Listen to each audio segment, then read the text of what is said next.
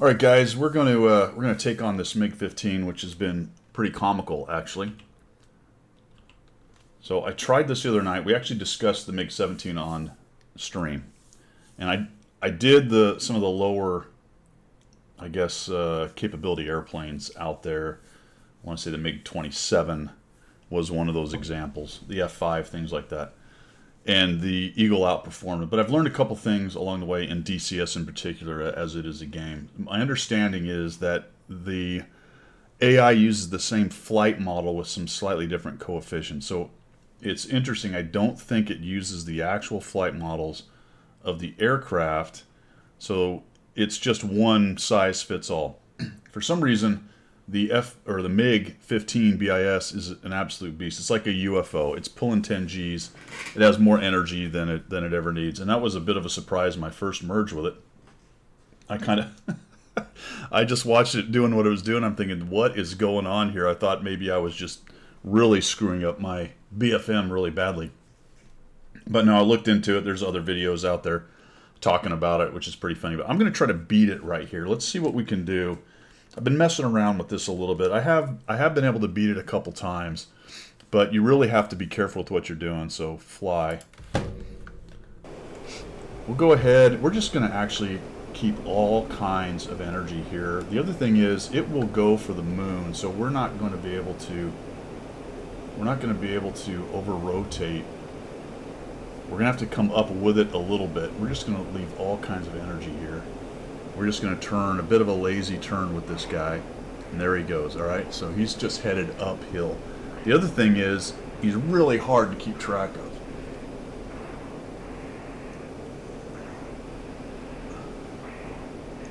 And honestly, there he is. So look at that. He's gone into the stratosphere. I mean, he's actually bat turned around back onto me. This is awesome. And he's now lead turning me. Alright, there he goes. I mean, he's literally on my 6 o'clock already.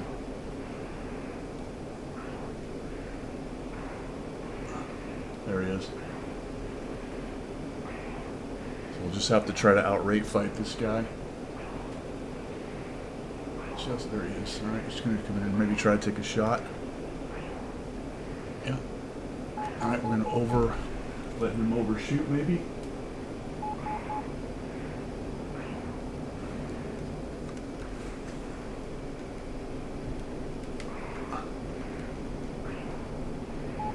Okay.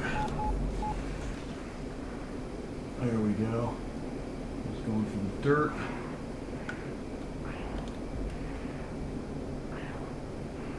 Look at him just zoom up into the stratosphere.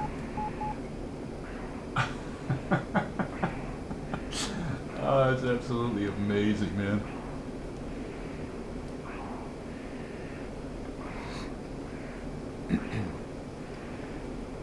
Actually just lost him up there, and that's going to be a big problem. Where did he go? Lost him in the sun. He's climbing into space, probably. I'm going to find him at my 6 o'clock again. Did some good work getting him out in front of me. Unfortunately, I've just lost him, so now I don't know where the hell he is. He'll show up at my 6 o'clock here pretty quick. Where did he go? Ah, there he is. Yep.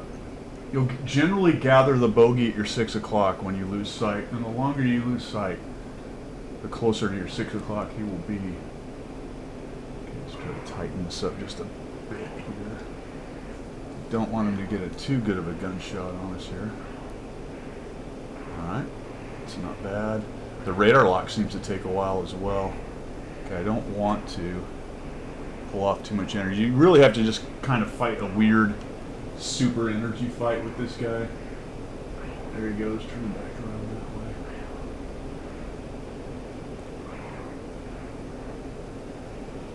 He's gonna bat turn back around on me more than likely. A bunch of energy.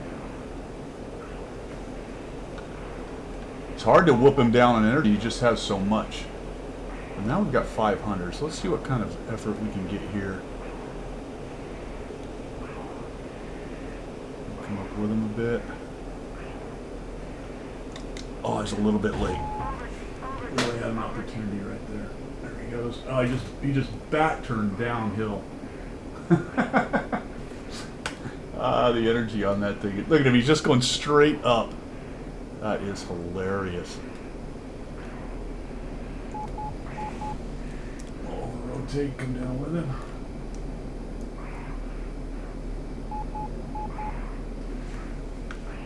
His ability to maintain his airspeed. Look at this. I mean, it's amazing. Look at him just zinging around.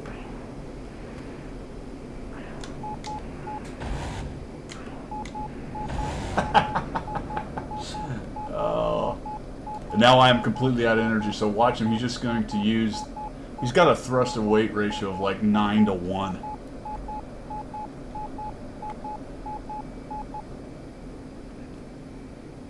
Climbing to the moon. We are at 20,000 and he's just out climbing me.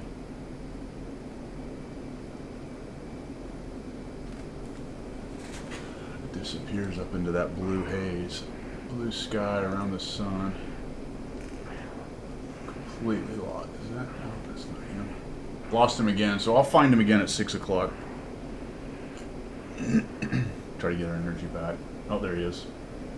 I mean, he's so far above me. He's maybe 10,000 feet above me.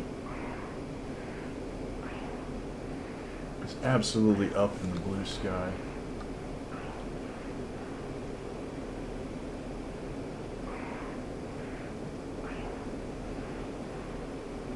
Seems to be content with just flying around like that.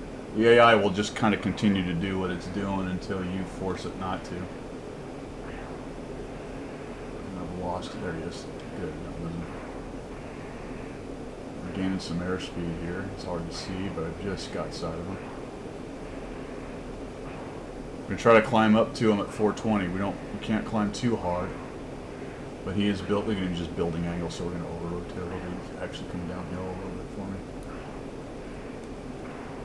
Pulled some of my energy off, unfortunately. There we go.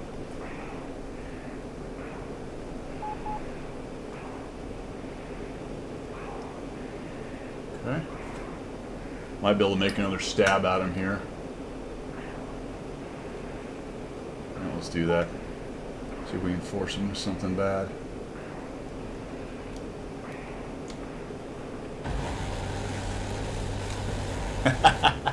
Okay, we got a piece of his. Got a piece of him.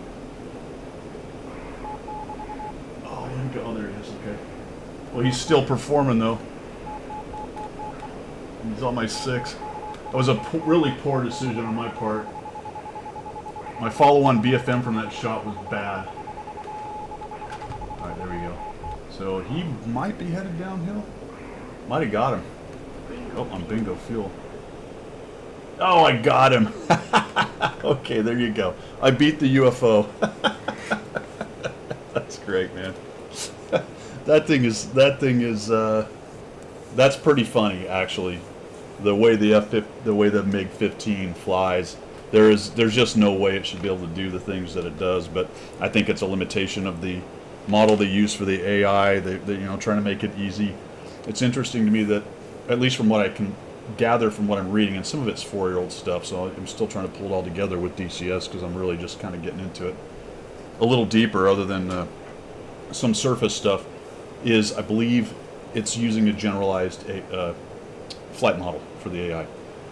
It seems to be, how would I put this? It seems to be specialized, I guess is the word I'm looking for some of the airplanes like we've seen. The F-18 wants to go 1 circle.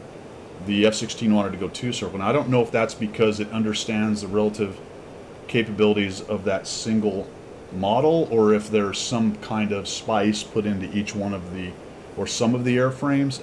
I don't know. I'd have to do this a lot more before I started to see patterns in the AI, but be interested. I'll keep on looking into this and trying to figure it out, but I would say that the game overall is relatively, how would I put this? It's not perfect modeling, but I would call it something like it's trying to be true to the modeling, right? I mean, the Eagle to me feels like an Eagle. I've got a lot of hours in the Eagle. I know how it flies. When I fly in DCS, it feels like an eagle. Now, of course, I'm using these little Thrustmaster sticks and all that stuff, so there's limitations in all of that. But in terms of the actual flight characteristics, it's pretty true, right? The game strives to be accurate, if not perfect. My understanding also is that the F-15, when you fly it as a player, is much different than the way the AI flies it. So the AI is using that standard flight model with different coefficients, and for whatever reason they've left the MiG-15 in some weird state. I don't know if that's just to make it tough for players to play against it or what, but that one right there was veteran, or whatever, the top level ace, I guess, MiG-15, and just that was like flying against an F-22, to be honest, just based on its ability to maneuver. Alright guys, let's take a look at this one in TAC-VIEW. I've been meaning to try to bring TAC-VIEW into this thing, and this is actually a really good example because I had a couple of those battles, and that one in particular, as I was figuring this thing out with the whole MiG-15 and the weird flight model and all that stuff in DCS. And I started thinking about that fight after I finished it, right? You just got done hearing me do the after action there, and I was thinking to myself, yeah, I won that, but did I really see what I thought I saw? I looked at the replay in DCS and I went, I'm not liking, there's something weird about that. I'm not really sure exactly what happened there. So I grabbed TAC-VIEW, figured out the file thing because it's a bit wonky to get through all this stuff. Got the tracks and got the blah blah and the ACMI and everything going on with this. And got to this point and was looking at it, and here we come up to the merge. Now I want you to watch what the MiG-15 is actually going to do compared to what I was saying he was doing here. So we'll go on to play. We're coming into the merge here. So just a couple things with TAC-VIEW, what you're seeing. It may be hard to see right here, but I made these markers smaller because they were really getting in the way. But the aircraft, that's the MiG, the red, the blue is me. Got the true airspeed, your ASL, altitude above sea level, and your G loading. So over here are the events, which are actually populated for the whole thing right now. And then the two guys, you can actually do some other thing. You can do a lot of stuff with this. Actually, there are a couple Air Forces that use it as a debriefing tool, which is cool. And we've got the telemetry over here on the left for the Eagle and the MiG, so we can look at all these different data points at that current time frame. All right, so we're coming into the merge. So just watch. I want you to watch what the MiG-15 does here. Now, it's a great example of why debrief tools and looking at debriefs, we talk about it in World of Tanks, as I go through replays to get the actual data of what happened. So we're coming into the merge. Here goes the MiG. Remember what I was talking about. It's like, well, I'll just keep my energy up, right? So I do. Now, he initially goes to circle, and then look what he just did. Now, he is going up into the vertical, and I completely missed that. As I am in my brake turn, I've lost sight, right, because I don't have eyes outside the back of my head. In DCS, in an office chair, you can actually spin around, but it's not that easy to do. So I'm not really sure where he is. And in a real merge, you will lose track of them probably for a few seconds while you turn right here. I am keeping my nose above the horizon, unlike before where I dumped it down low. But he is going up, and I did not realize that through most of this battle. So it's hard to fly in relation to the Bandit when you misassess exactly what he's doing. He's come back single circle. So he has used the vertical. We look right here, right? He's coming up and over. He's still got a lot of airspeed. He's doing 1.5 G. I mean, the modeling isn't quite right, but the maneuver that he's doing, I didn't realize that's what he's doing right here. So he's going to come up and over. And this is about where I pick him up. And I thought, for the world, that he was going the other way and we were in a two-circle fight, and we are in fact right now in a one-circle fight. And I thought he had just bat turned. Like, I didn't realize that he'd use the vertical to do that. Very important, man, to know if you're trying to assess and learn and understand what went wrong and how to fix it, you have to know what actually happened, or as close to it as possible. And I didn't. Not until I looked at TAC-VIEW and the replay first, and the TAC-VIEW to go, all right, what on earth is going on? Now, I did realize this. Remember when I was talking about it, I said, man, this guy's already offensive. That's where, and we'll get into it in the next one, I'm going to go up with him on this next one, and it's going to work out a lot better for me. But we'll just watch a little bit more of this one. This one does go on for a while. Now, the things that are cool about this is you've got the lines for altitude right here. You've got the lines for your flight path that you've taken. This white line is where my nugget is looking. That's what, or is it the vertical? No, it is where my nugget is looking. You can actually go to pilot view on this, which is cool. That's what I'm looking at right there. You've got that view. You've got the world view here. Unfortunately for this one, I don't think there does not appear to be a way to get a side view of this. If there is, I haven't figured that control out. So this one seems to be the most useful because I can kind of move around and see what's going on right here. So he's at 3G, 348 knots. Look, he's already come up and over, and he's already back at 348 knots. That it's got a serious power to weight ratio on that thing. I'm at 4Gs, 585. Remember I was talking about keeping a bunch of knots? But really, I've given up all kinds of turning room, and he's just carving on the inside of my turn circle. And that's what these are, these turn circles. You can see them developing right here. We'll make these a little longer so you can see the relative turn circles here between each other. That's his downhill. You can see as he comes downhill, and that's a pretty offensive position, even though he's lower than I am. Not a bad move on my part right there. I'm able to come back and take some of that away from him by over-rotating, right? So I put my lift vector, right now my lift vector is a little, that's what the red line is, lift vector is a little above him, but initially it was below him to come back down and try to tighten up this range, this slant range, which is showing 5,000 feet right now, as much as possible. And he's about to get into a gun wedge. The good news is he doesn't really have lead on me. He has a little bit. You can see the line off of his nose right here. He's got some lead, but he's going to fall to the... Actually, I don't know why he doesn't shoot, to be honest with you. I mean, literally, he had a shot. So why the cannon didn't come on and shoot at me right there, I couldn't tell you. I guess he just didn't quite have it in plane. So I really gave up a gunshot to him right there that he just didn't take. I promise he has weapons. Did he shoot? No, he did not.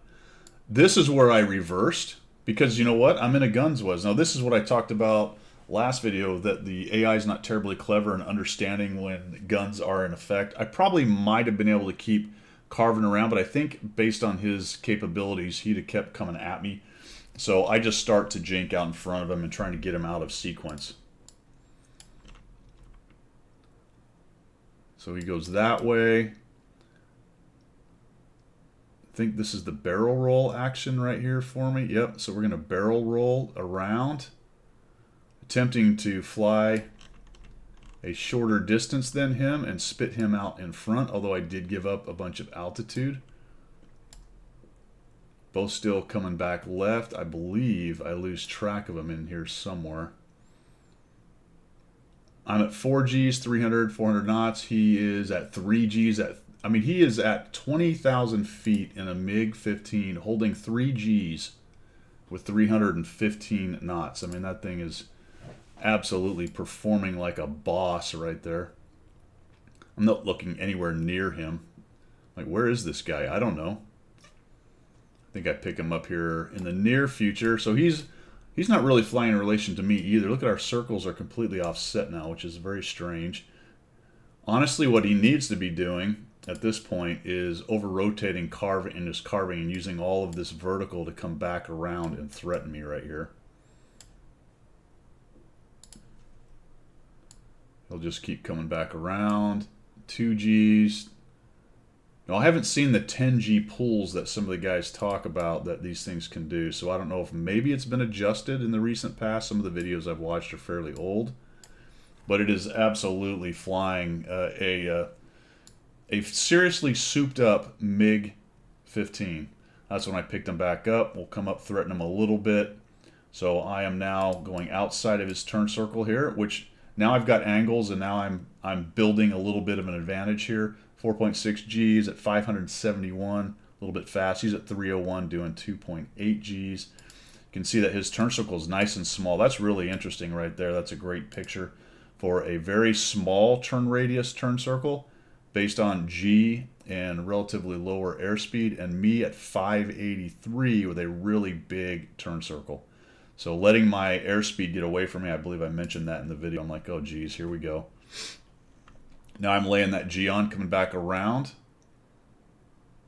We'll go ahead and shave off 7Gs, 6Gs, Coming back around, I may have even lost sight of him again right here.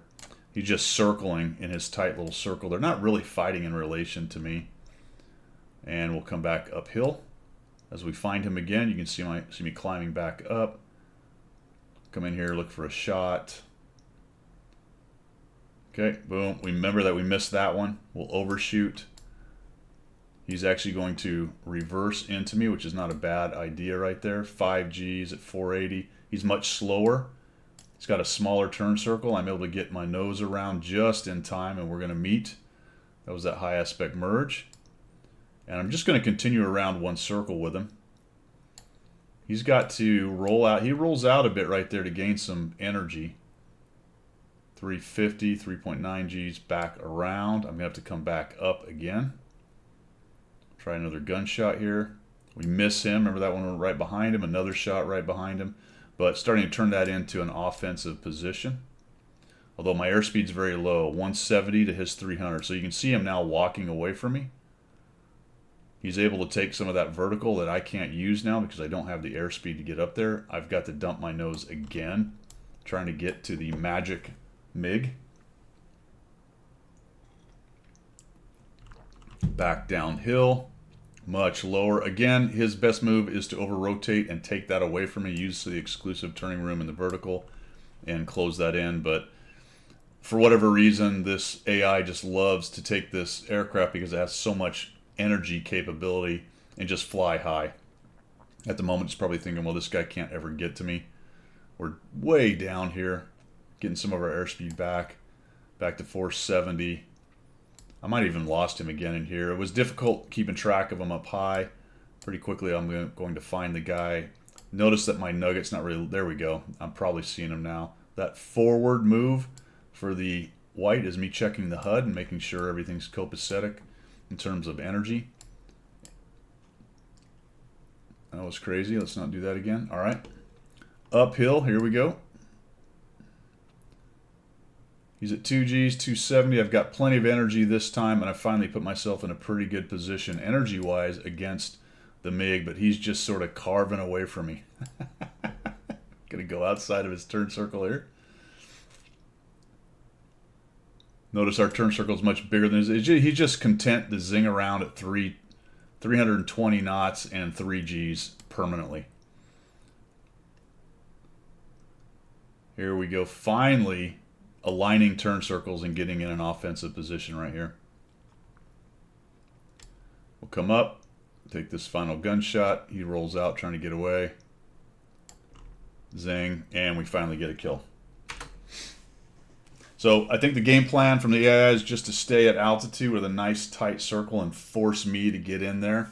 That's where kind of zoom and boom tactics come in. This is an F-86 MiG-15 tactic in terms of as long as I can keep that tight circle going and they can't get up to me, why would I come down there and grovel with them, especially with a superior energy airplane? Not that the AI is necessarily thinking that, but that's its more or less best fight right there. The next one, though, we'll go ahead and show you the fight and the comm, and then we'll jump into TAC view for that one. I'm going to go ahead and use the vertical and get into a vertical fight with it. That's going to go much better. It also helps that you don't misassess the first merge. Very important. All right, after after a couple efforts here, I've figured out how to beat the UFO MiG-15. If it happens here, we'll see.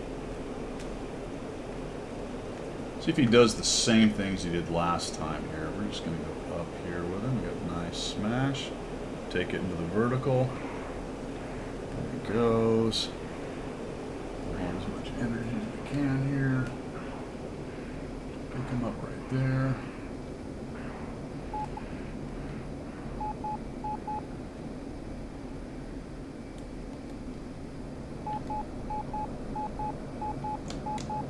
Okay, that's all right. Come downhill with him. We're going to still use the vertical.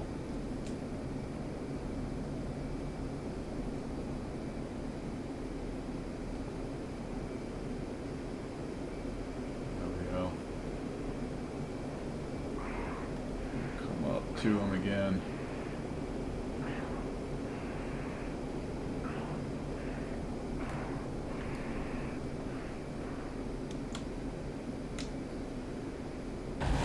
go.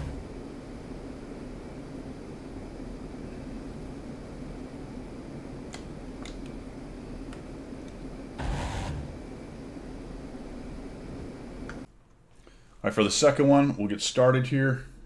This one is much faster. As you remember, we're going to come into the merge. Looking for that guy. Same setup.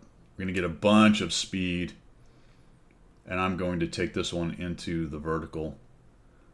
Looking to get more or less a single circle out of it, but it will depend a lot on what he does. Gives me some angles here, which I'll take. With slightly low. We'll come up high. Notice he's going up as well, but I'm doing it better because I'm in an eagle. And I started the vertical first, so here we go.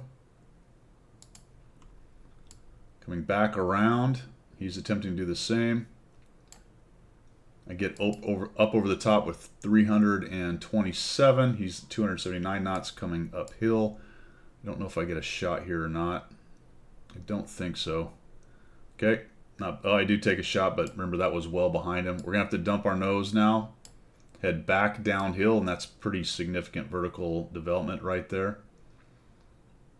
Now he wants to start turning it into that high drive around in a little circle thing. I'm just going to carve down inside right here. Get enough airspeed that I can come back up to him. And because he doesn't really react, because he doesn't over-rotate while he's up there and come back down and close in the range between us, which is currently 3,000, 4,000 feet, he starts to see my nose come up with plenty of energy to get up there, and he reverses his turn, which is a terrible, terrible idea. Earlier, he should have dumped out of that and come downhill, but now he's more of a guns defense attempt here. He just reverses and just puts me in a position to take a nice, easy shot right there. And that one went really quickly. That's more or less how an eagle should be able to take care of a MiG-15.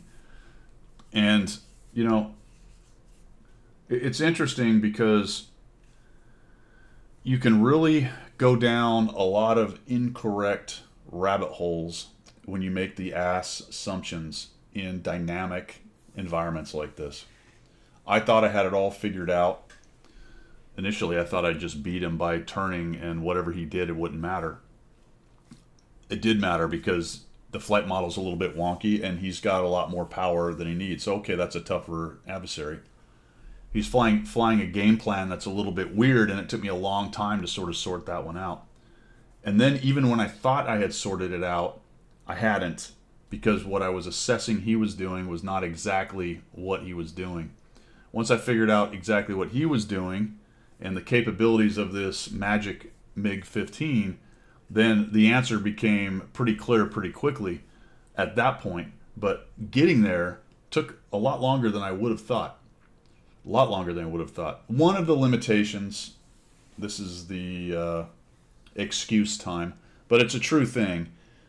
The H2 reverb, HP thing, M2, G2, whatever the heck it is a pretty good middle-of-the-road VR headset, but it does have limitations in resolution where a lot of times it's very difficult for me to tell the relative aspect and positioning of the aircraft that I'm looking at. A lot of times it's just some blurry pixels until I get pretty close. So some of it, a good portion of it, especially at ranges, I would say probably anything outside 6,000 turning fight, especially out to 1.5, 2 miles, is more or less guesswork based on the direction he's going and the last direction I saw him. So gauging the aspect is difficult, to say the least. It'll get way better when we get better headsets, and there are some out there, but they're extremely expensive right now, at least in terms of what I can deal with. So there's a little bit of that limitation, but it's nice to have a tool like TacView here where we can come in, load up the file, and look at it and go, now what exactly did happen? Where were the mistakes? Did I even see what I thought I saw? So the OODA lip, observe, orient, decide, act. If my observation is incorrect, then probably everything past that is incorrect. It's hard to orient against observation that's incorrect. My decisions are now off of that observation and orientation, so I could be making decisions completely out to lunch. And then when I start acting, well, there you go. I'm off. I'm down a rabbit hole that is not valid for the situation at hand. Great tools. To other games, the same thing for replays. Any PvP game, you can use tools like this, even just the replays of the game, to look at it and go, all right, what did I really see? And we've talked about it a lot in the World of Tanks stuff that we do as well, is, all right, that guy hit me 4 times and pinned me 4 times. Then you go back and then you look at the replays, like, no, he actually hit me for pinned 2, right? Or he hit me somewhere that I didn't think. You don't know that until you look at the replay and get an idea. And now we've done actual learning instead of supposition. That's all I have for today for sure. I think there's no more. You never know. There could be another section of the video. I may decide later. Unlikely. Thanks for coming by, guys. Thanks for checking out the DCS content. Having a lot of fun figuring this stuff out. It's very, very interesting. I've already learned multiple things about DCS. I've made a bunch of assumptions about, and I'm sure that I've only barely scratched the surface. Let me know what you think of the video. That's all I've got. Have a good one. We will see ya.